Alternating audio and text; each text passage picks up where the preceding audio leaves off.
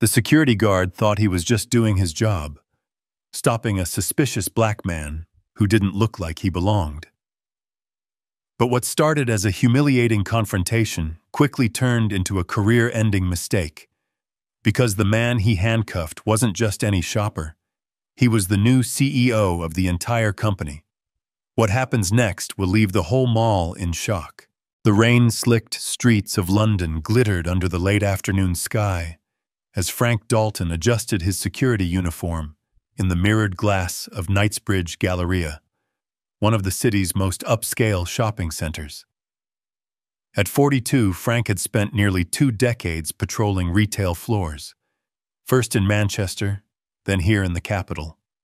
He liked to think he'd seen it all: shoplifters, rowdy teens, even the occasional drunk stumbling through the marble corridors. But today, something felt off. His gut churned as he scanned the crowd milling through the luxury retail wing, their designer bags swinging like trophies. That's when he saw him. A tall black man, dressed in a sharp navy suit, strode past the Gucci boutique with an air of quiet confidence. His polished shoes clicked against the marble, and a sleek leather briefcase hung from his hand. To anyone else, he might have looked like a businessman or a high-end shopper. To Frank, he looked like trouble. It wasn't the suit or the briefcase that set Frank off. It was the way the man moved, too self-assured for this place, like he owned it. In Frank's mind, that didn't add up. Not here. Not in this temple of wealth where people like him didn't belong, unless they were up to something. Frank's radio crackled as he muttered to his colleague, Pete, stationed at the south entrance. "Got a suspicious one. Male, black, mid-30s. Looks too comfortable. I'm gonna check him out." Pete's voice came back, casual and unbothered. "All right, mate. You sure? Looks busy over there." "Trust me," Frank said, already moving. "I know the type." He'd done this before. Countless times, in fact. A quick stop, a few questions, maybe a pat-down if they got mouthy. Most of them backed off, muttering apologies or excuses. It was just part of the job, keeping the Galleria safe. And if he was wrong, well, better safe than sorry. The man didn't flinch as Frank approached, his broad shoulders squared. Up close, Frank noticed the suit was tailored, expensive, probably more than Frank's monthly rent. Still, that didn't mean much. People stole nice clothes all the time. "Sir," Frank said, stepping into the man's path. "Can I see some ID?" The man stopped, his dark eyes locking onto Frank's with a calm intensity that made Frank's skin prickle. "Excuse me?" "ID," Frank repeated, louder this time. "You're in a private establishment. I've got the right to ask." The man tilted his head slightly, as if sizing Frank up. "And why exactly do you need my ID?" Frank bristled. He didn't like the tone. Too smooth. Too defiant. "You look like you don't belong here. I'm just doing my job." A small crowd began to gather, shoppers pausing with their overpriced coffees, teas, and shopping bags. The man's lips twitched. Not quite a smile, but close enough to make Frank's blood boil. "Your job," the man said slowly, "is to protect this place, not to harass people based on what you think they look like." That was it. Frank's patience snapped. He grabbed the man's arm, twisting it behind his back in one practiced motion. "You're coming with me," he growled, snapping handcuffs around the man's wrists. The briefcase hit the floor with a dull thud. A woman gasped nearby and someone pulled out a phone, filming. Frank didn't care. He'd deal with the paperwork later. This guy was trouble. He could feel it. "Zumfam," Frank muttered, shoving the man toward the security office. "Trespassing." That's what he'd write in the report. It always stuck. The security office was a cramped, windowless room tucked behind the food court. Frank pushed the man into a chair, ignoring the way he sat straight-backed, unruffled, even with his hands cuffed. Pete wandered in, chewing gum, his eyebrows lifting as he took in the scene. "Blimey, Frank. You sure about this one? He doesn't look like the usual lot." "He's got an attitude," Frank said, crossing his arms. "Caught him lurking around the luxury wing, probably casing the place." The man chuckled, a low, rich sound that made Frank's jaw tighten. "Casing the place," he echoed. "That's what you think?" Frank leaned forward, his face inches from the man's. "I've been doing this long enough to know when someone's up to no good. You're not fooling me." The man didn't blink. "What's your name?" "Frank Dalton," he shot back. "Head of security here. Who are you?" The man's gaze didn't waver. "Elijah Moore." Frank snorted. "Right. And what's your story, Elijah Moore? Businessman? Lawyer? Let me guess. You've got a fancy title to throw around." "Something like that," Elijah said, his voice steady. "Why don't you uncuff me and we can talk about it?" "Not a chance," Frank said.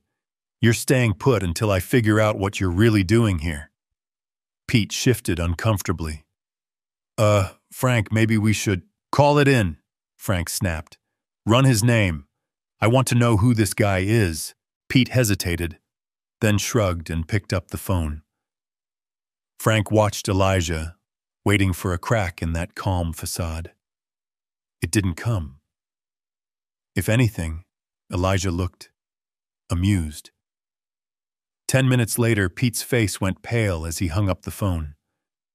"Frank," he said, his voice tight, "you need to hear this."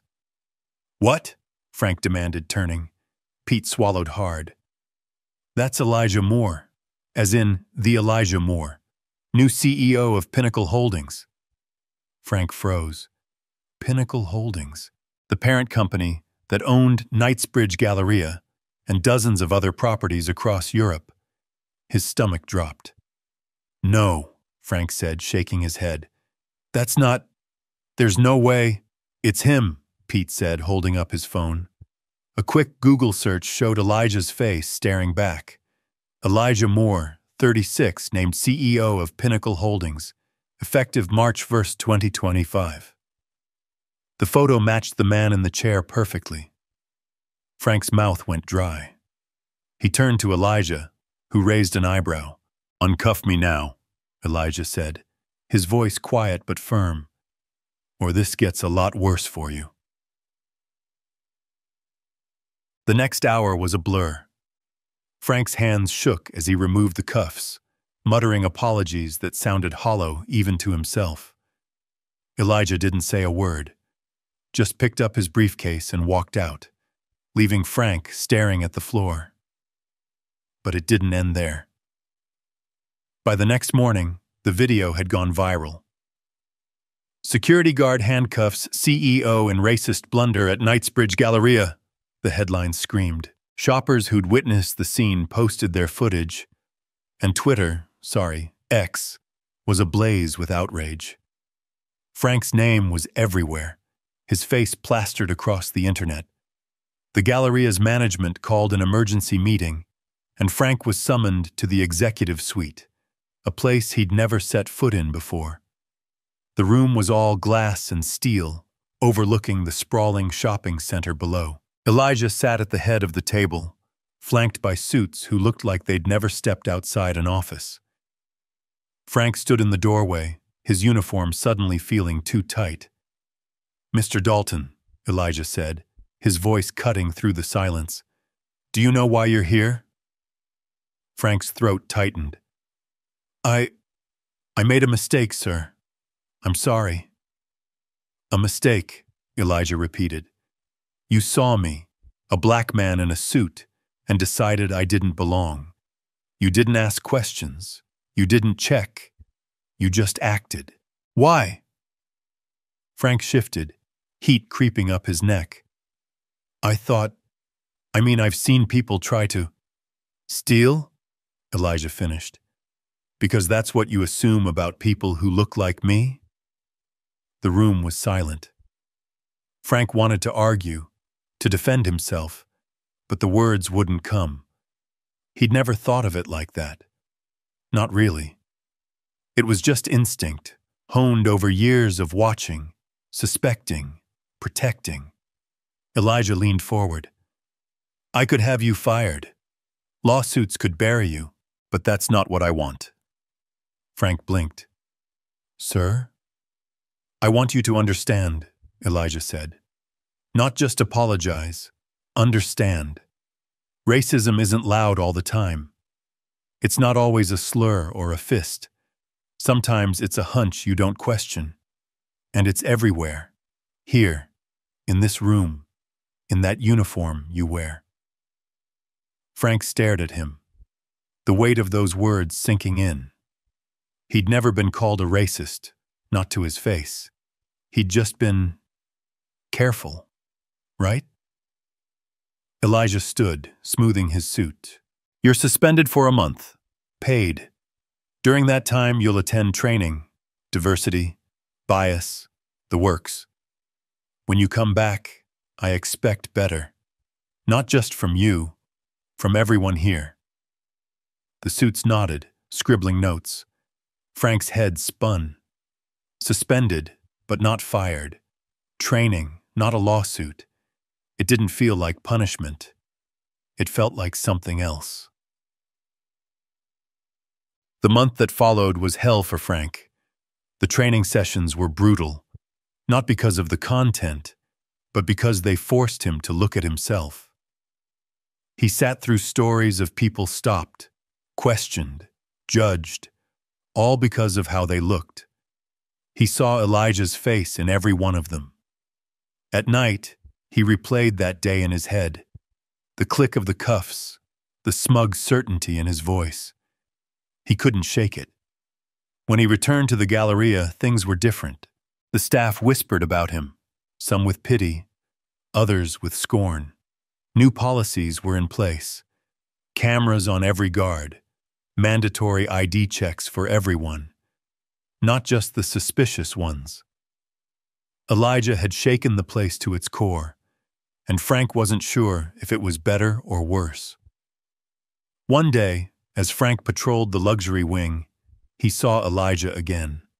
The CEO was touring the stores, shaking hands with managers. Frank hesitated, then approached. Mr. Moore, he said, his voice rough. Can I say something? Elijah turned, his expression unreadable. Go ahead. I was wrong, Frank said. Not just that day, but before. I didn't see it then. I'm trying to now. Elijah studied him for a long moment. Good, he said finally. Keep trying. He walked away, leaving Frank standing there, the weight of those words lingering. It wasn't forgiveness, not exactly, but it was a start. The Galleria hummed on, its polished floors hiding the cracks beneath. Frank kept his job, but he wasn't the same. He watched people differently now, not with suspicion, but with questions he hadn't asked before. Who were they? Why were they here? What had he missed? And Elijah? He led Pinnacle Holdings into a new era, his name synonymous with change. The viral video faded, but its echo didn't. People talked about Frank, about Elijah, about the Galleria. Some saw progress, others saw a PR stunt. The truth, as always, was messier. Racism didn't vanish that day. It never does. It lurked in the glances, the assumptions, the quiet choices people made without thinking. But in that corner of London, something shifted. Not an ending, but a beginning. One that left Frank, Elijah, and everyone watching to wonder, what happens next?